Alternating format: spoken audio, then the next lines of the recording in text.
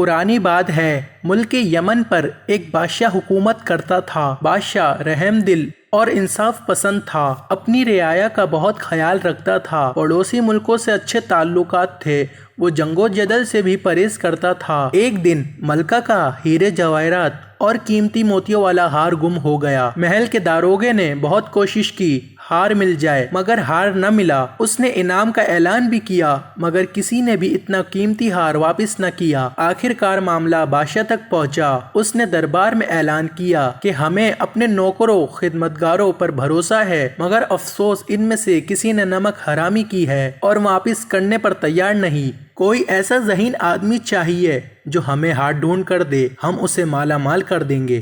بہت سے لوگ آئے، انہوں نے نوکروں خادموں سے پوچھ گچھ کی، مگر کوئی بھی ہار واپس کرنے پر تیار نہ ہوا۔ ایک دن دربار لگا ہوا تھا، ایک آدمی ایک گدھا پکڑ کر دربار میں آیا۔ بادشاہ سلامت، یہ جادوئی گدھا ہے، آپ کا ہار ڈھونڈ کر دے گا۔ بادشاہ نے حیرانگی سے پوچھا، کیسے؟ وہ ایسے، بادشاہ سلامت، سب نوکر خادم خادمائے باری باری اس کی دم کو ہاتھ لگائے گے، جو ہی ہار چرانے والا ہاتھ لگائے گا یہ ڈھیچو ڈھیچو کرنے لگے گا۔ سارے درباری حیران ہو گئے۔ بادشاہ نے 2 خیمے لگانے کا کہا، ایک خیمے میں گدھا باندھ دیا اور دوسرے خیمے میں بادشاہ کے ساتھ وہ شخص بیٹھ گیا۔ اب سب نوکروں خادموں کو حکم دیا کہ وہ گدھے کی دم پر ہاتھ لگانے کے بعد اس خیمے سے ہوتے ہوئے باہر کو جائیں۔ سب باری باری گدھے والے خیمے سے ہوتے ہوئے گدھے کی دم کو ہاتھ لگاتے دوسرے خیمے میں داخل ہوتے گئے۔ ابو ذر سلام کرنے کے بہانے ان کے ہاتھوں کو سونگھتا اور باہر جانے کی اجازت دیتا۔ نوکر خادم آتے گئے اور ان کے ہاتھ سونگھتے انہیں باہر جانے کی اجازت دیتا جا رہا تھا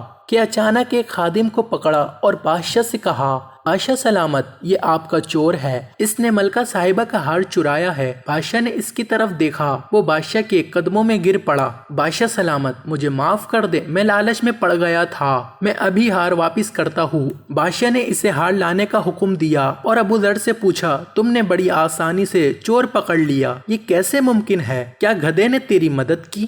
ابو ذر نے مسکراتے ہوئے کہا، بادشاہ سلامت، میرے گدھے میں کوئی کوالٹی نہیں، گدھا تو گدھا ہوتا ہے۔ میں نے اس کی دم پر تیز خوشبو لگائی تھی اور مشہور کیا تھا کہ چور دم کو ہاتھ لگائے گا وہ بولنے لگے گا۔ باقی سب نے گدھے کی دم کو ہاتھ لگایا، چونکہ یہ چور تھا اس نے ہاتھ نہیں لگایا، نہ اس کے ہاتھ پر خوشبو لگی، بس میں نے پہچان لیا یہی چور ہے۔